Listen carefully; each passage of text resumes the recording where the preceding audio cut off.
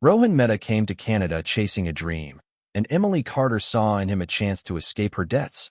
But what began as a secret marriage-for-residency deal quickly twisted into betrayal, rage, and a revenge plot so dark it ended in murder.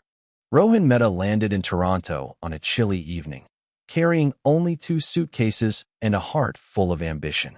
For his family back in India, he was the shining hope, the one who would build a better life abroad and send money home. At first, everything seemed exciting. The bright city lights, the endless skyscrapers, and the dream of freedom all made him feel unstoppable. But soon reality began to crush him.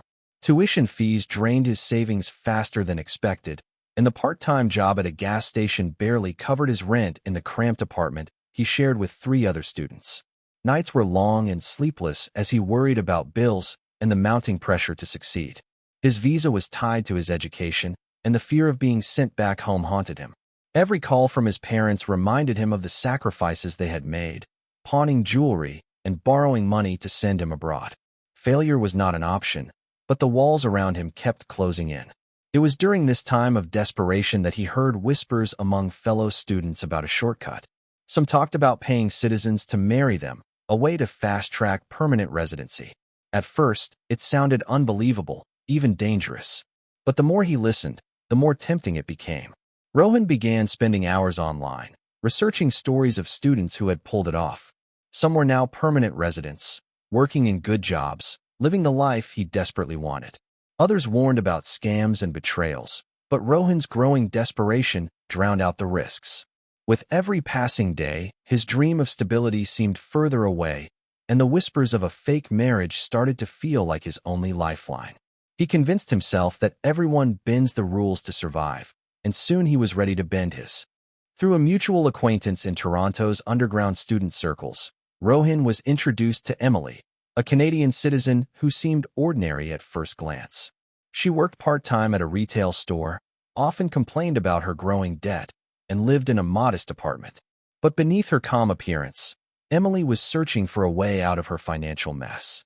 When Rohan approached her with the proposal, it didn't take long for her to agree. The deal was simple. She would marry him, pretend to be his loving wife for immigration officers, and in return, Rohan would pay her a significant sum in installments. For both of them, it looked like a business transaction rather than a relationship. The wedding was small and staged for the sake of photographs. Friends were hired to pose as guests, and carefully rehearsed stories were told to anyone who asked. On social media, Emily and Rohan posted smiling pictures of themselves, arm in arm, giving the illusion of a happy couple building a life together. To the outside world, nothing seemed unusual. Immigration officials were convinced after interviews and visits that the marriage was genuine. Rohan finally felt secure, believing his plan had worked perfectly. But as weeks turned into months, cracks began to show. Rohan grew cold and distant, treating Emily less like a partner and more like an obligation he was waiting to escape. Emily, on the other hand, had started to enjoy the stability the arrangement brought. She liked the extra money and the idea of being admired for having a husband, even if it was only for show. She expected the partnership to continue smoothly until Rohan no longer needed her. What she didn't know was that he had no intention of keeping her around once his permanent residency was finalized. Emily's growing suspicions started with small details she could not ignore. Rohan stopped transferring money as regularly as he had in the beginning, often making excuses about unexpected expenses or delays. He became difficult to reach, ignoring her calls and answering her texts with one-word replies. The warmth he had pretended to show at immigration interviews disappeared completely, replaced by a cold indifference that left her feeling invisible. At first, Emily told herself it was stress, that perhaps he was simply busy with studies and work. But soon the truth became impossible to deny. One evening, while scrolling through social media, Emily stumbled across something that shattered her already fragile trust. A mutual acquaintance had shared pictures from India, showing Rohan in engagement photos with another woman. The images were recent, full of smiling faces and elaborate decorations. In that instant, Emily realized the marriage had been nothing more than a trap. She was never meant to be his wife, not even in the most casual sense. She was just a pawn in his plan to gain permanent residency, a tool to be discarded once he had secured his goal. The humiliation cut deep. Emily thought about the lies she had told immigration officials, the staged photographs, and the financial risks she had taken. All of it was for a man who had been playing her from the start. Anger replaced her shame, and with anger came a dangerous determination. She began replaying every moment of their arrangement in her head, piecing together the ways he had manipulated her. What stung the most was not the money but the betrayal itself. Emily had gone along with the scam, but she had not expected to be abandoned so ruthlessly. That realization marked the beginning of her plan to strike back. Emily's anger grew into an obsession that consumed her every waking thought. She felt not only betrayed but ridiculed, as though Rohan had laughed at her behind her back while using her as a stepping stone. Reporting him to immigration authorities crossed her mind more than once. But to her, that felt far too small compared to the humiliation she carried. She didn't just want to ruin his future. She wanted him to feel the same pain she felt, multiplied. The idea of revenge began as a whisper in her mind, but each day it grew louder until it became a plan she could no longer ignore. She started gathering evidence methodically.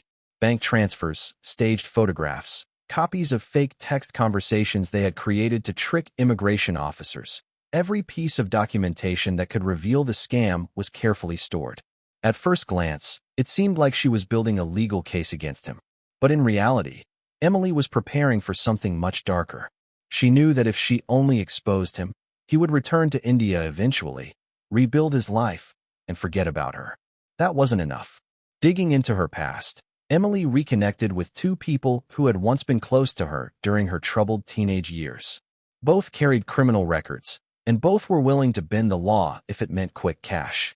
Emily offered them money, promising a payout once Rohan was taken care of. Together, they began discussing ways to corner him, rehearsing scenarios that would leave him defenseless. Every step of her plan was fueled by the bitterness of betrayal. The once quiet woman who had agreed to a fake marriage for money was gone.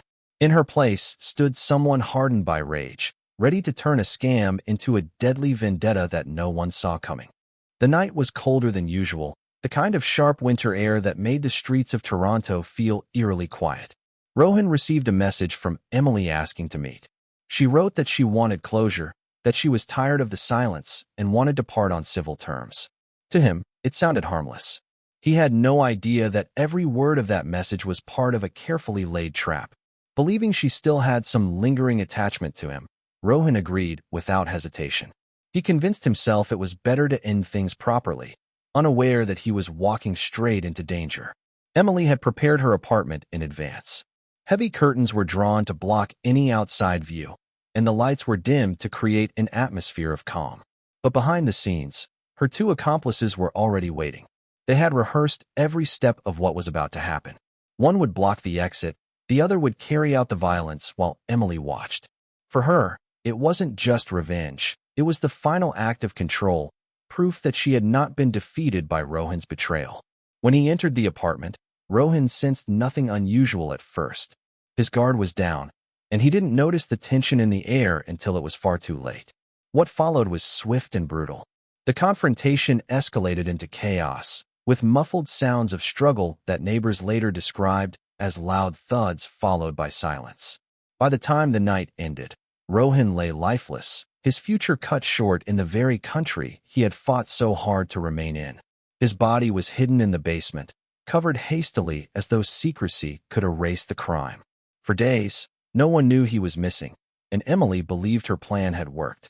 When Rohan's friends noticed his sudden disappearance, concern quickly turned into suspicion. He had been known to keep busy, but he never vanished without a word. Days passed without a single message, and eventually someone reported him missing. The police opened an investigation, starting with the people closest to him.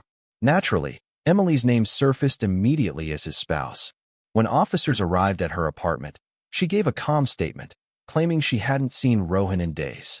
At first, her words seemed convincing, but small details began to raise questions. Forensic teams searched the apartment and found faint traces of blood that had been poorly cleaned. The discovery shifted the tone of the case entirely. Detectives began to dig deeper into Emily's life, uncovering financial struggles and her unusual marriage arrangement with Rohan. The more they looked, the clearer it became that their union was not one built on love, but convenience. Immigration documents, staged photos, and inconsistent timelines painted a suspicious picture. The investigation took a decisive turn when one of Emily's accomplices was questioned. Initially defiant, he crumbled under pressure after hours of interrogation. His confession opened the door to the entire revenge scheme. He described Emily's anger, her plan to lure Rohan, and the violent confrontation that ended his life. His account matched the forensic evidence, leaving little doubt about what had happened inside the apartment that night. Emily was arrested, her calm demeanor replaced with a quiet resignation. The case gained attention quickly, not only because of the brutality, but because of the twisted path that had led to it. An immigration scam spiraling into murder. For the police, it was a grim reminder of how lies, when stacked too high, eventually collapse in the most devastating ways. The courtroom was filled with a tense silence when Emily's trial began. The prosecution laid out the story step by step, presenting evidence of the sham marriage, the financial arrangement, and the betrayal that had sparked her fury. Jurors listened as photographs, bank statements, and forensic reports were displayed. The most powerful moment came when the recorded confession of her accomplice was played, describing in chilling detail how Emily orchestrated the trap that ended Rohan's life. Each piece of evidence painted her not as a victim of circumstance, but as the architect of a calculated act of revenge. Emily's defense team argued that she had been manipulated, that her actions were driven by desperation and humiliation. They tried to shift the narrative, but the weight of evidence against her was overwhelming. The jury was unmoved by pleas for sympathy. After weeks of testimony, the verdict was delivered, guilty of second-degree murder. Emily sat motionless as the sentence was read, life in prison with no possibility of parole for many years. News of the case spread rapidly, making headlines in both Canada and India. Rohan's family, thousands of miles away, struggled with the weight of grief. They had believed he was building a brighter future abroad, only to learn he had been caught in a cycle of lies that ended in his violent death. For them, justice felt hollow. No verdict could undo their loss. In Canada, the case became a cautionary tale. It sparked discussions about fake marriages, the exploitation of immigration systems, and the hidden dangers of desperate choices. The story of Rohan and Emily was remembered not only as a crime of passion, but as a tragic collision of greed, betrayal, and revenge. It ended with lives destroyed and lessons written in blood.